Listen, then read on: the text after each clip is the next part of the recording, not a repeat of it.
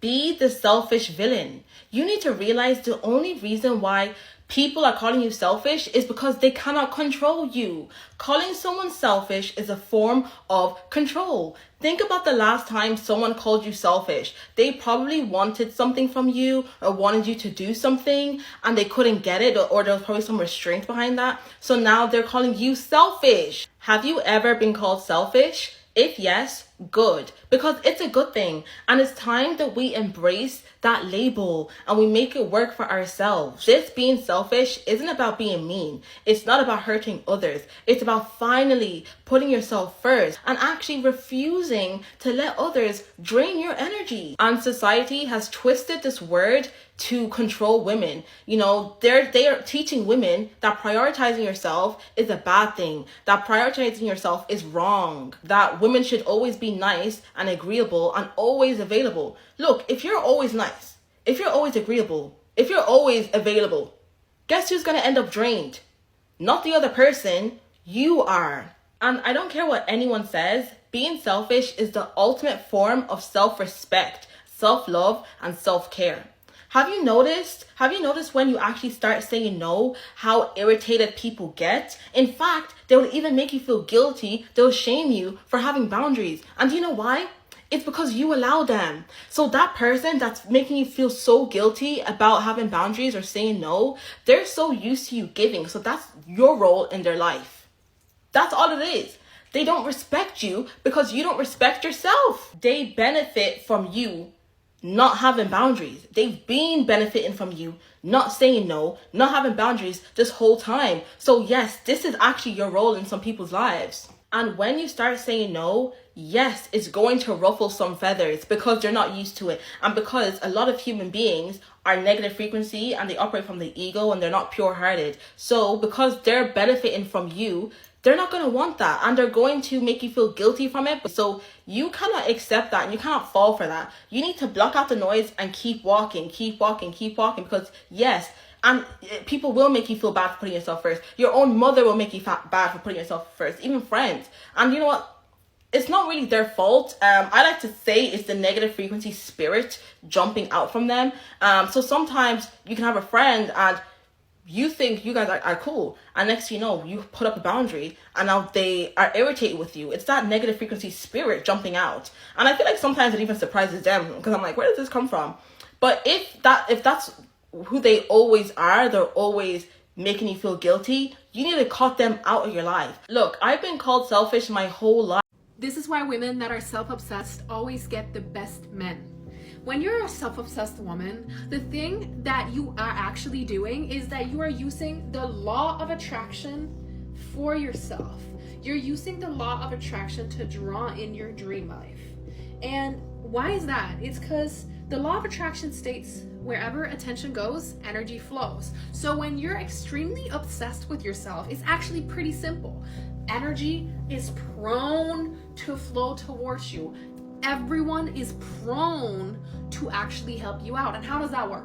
Like, how does that actually work? It is because when you put more energy into yourself, maybe you do your lashes, maybe you do your hair, maybe you get your nails done on the regular, and maybe you have other things to focus on outside of just dating and men and dating and gossip about men and dating and gossip about men. When you are focused on yourself, your self-growth, your determination to become a better version of yourself, when you're focused on all of that, what the universe is actually compounding is it's saying, okay girl, I clock it. I know that you're valuable. So what I'm gonna do is I'm gonna send more energy towards you that is gonna give you more, because you are loving yourself in all aspects. So I have no other means but to send you a man who will love you in all aspects. This is exactly also the reason why, if you are a woman who is not self-obsessed and you are obsessed with your man, or more so, not even obsessed with your man, because if your man takes care of you and he does what he needs to do with you, of course you're going to be obsessed with your man because your man is obsessed with you. But if you're, on the other hand, a woman who's obsessed with men that don't do jack crazy shit for you, then you are gonna be repelling good men, because what you're saying is that You're not going to be happy unless you have a man in your life, which means that you are actually feeling lack. You're feeling minus. You're feeling negative. You're feeling like you are not good enough unless you have a man, which means that you are going to be chasing a man to fill that gap.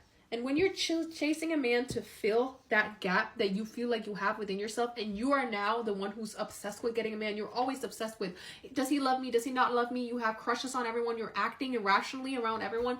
What do you think is going to happen? You're going to end up attracting men who are obsessed with themselves. This is a man who's looking in a hand mirror. He's seeing himself. He's looking in a mirror and he's seeing himself. Oh my God, I'm so gorgeous. You're going to be attracting more feminine men if you are not obsessed with yourself. Plain. Have you ever noticed that some men, smart, successful, emotionally stable men, end up chasing women who seem, well, selfish?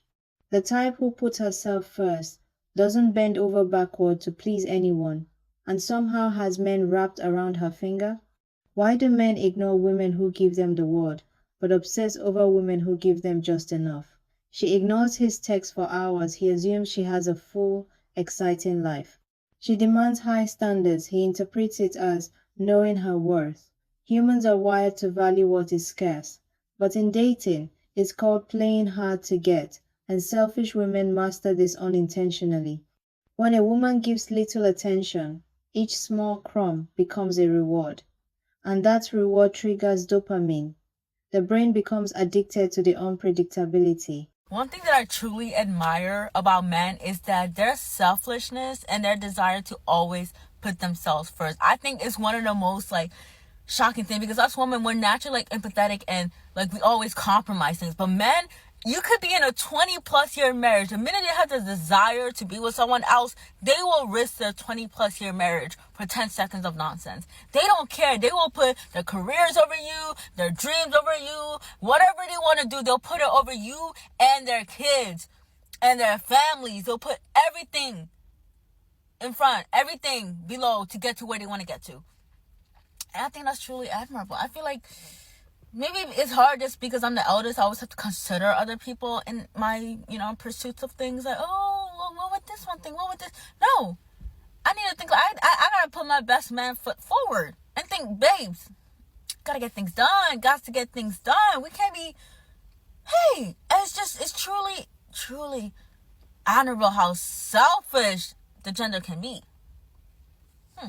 The reason why men love selfish women over the too nice woman is because he likes that chase. Men like that chase. Women like the security. Women like the reassurance. Men don't like that. Men like it when they feel like they're winning a contest, when they are winning the competition of getting that woman, when they are chasing that woman left, right, and center, when she is really nice to spend time with. But the time she spends time with him is not always available. He needs to really work to actually see her and get her availability. But why they don't like the too nice women? Because they give too much, too easy, too fast. Men lose interest because she's already doing everything she needs to be doing if she was a wife when they barely just started dating. The selfish woman would never do that. The selfish woman would put her priorities first. And only when the man has earned the trust, the level of love, the level of, commitment, would she slowly start opening up. And that slowly opening up is the very reason men love selfish women, because they create that air of mystery, the chase, the madness of, oh my God, I can't wait to see her because I don't always get to see her. The nice woman is always available whenever it says, can I meet? Yes. Can I meet? Yes. 3 a.m. call? Yes. 12 p.m. call? Yes. The selfish woman doesn't do that. She knows her time is very valuable. I just want to let you know, as a woman, there is so much benefit when you become selfish. And you can descend to men and still not be selfish. Okay? You can descend to men and still not be selfish. There's a level of selfishness that you need to have in this life to become successful as a woman, you need to only think about yourself. When you are doing anything, when you are talking to any man or woman, when you're entering into any type of friendship, you just got to think about yourself. You got to think about what you want to achieve in life, where you see yourself going, where you want to be, before you have any type of association or any type of conversation with anybody. And I'm not saying that, being selfish means that you need to be mean, you need to be horrible, you need to be unkind. No, I am just saying that while being nice, sweet, kind to people, you still gotta put yourself first. You still gotta think about who you are become. Because look, there's so many people that will steal from you. There are people that will steal your energy. There are people that will steal your joy when you're an overgiver. You can give too much. There's something called overgiving. It's when you give too much of your time. It's when you give too much of your energy. It's when you give too much to the people that are undeserving of it. And this is why you see a lot of people will become sad. A lot of people will become upset when they've realized that they've given too much and they're not receiving what they're giving. You need to understand that you should only give not even up to 1/4 of what you have. You should only give about 10% of what you have, because there are people that will steal that from you. And some people would take it from you by force. So you need to know, as a woman, you can win when you become selfish, and you will win when you become selfish. And when you become selfish, you think less about people. You don't have to do all that work of having to learn how to descend to people, how to not be a people pleaser. All that work is done already, because you have become selfish. You put yourself as number one. You become the ultimatum. I'm going to tell you why in the end men don't pick girls who do everything for them. The pick-me girls, as we call them online. The reason is not because they get annoyed by them. It's not anything like that. They will often pick the girl who's hard to get, and those girls they call gold diggers or whatever it is, who are only about themselves, who are all selfish. The reason is because once they get into a relationship with a pick-me girl, they realize how much she takes away from his freedom and how much energy she requires.